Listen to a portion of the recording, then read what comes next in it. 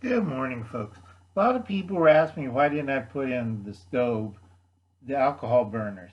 Well, for one thing, a lot of people don't know how to use these.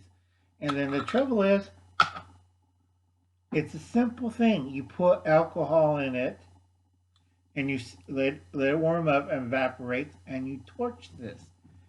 Not hard.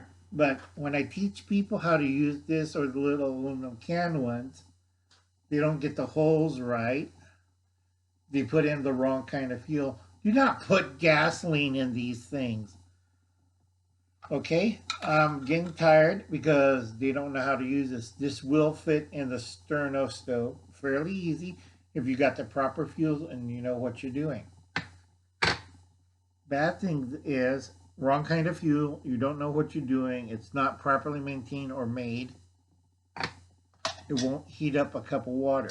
What will happen is it catches on fire, catches you on fire. Not good for beginners, all right, unless you're trained constantly on it.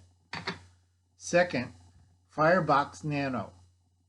Okay, you have to do a lot of things to use the little firebox. It's a great unit, but again, for beginners, I would not recommend it.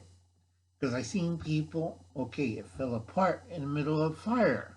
When you put the canteen cup on it, it fell apart. Or worse stuff, it's on fire and we can't put it out and I have to grab the fire extinguisher. Okay, those two items I didn't put in the stove thing because there's other things we could talk about, and I didn't put in it because it's more for intermediate and advanced groups.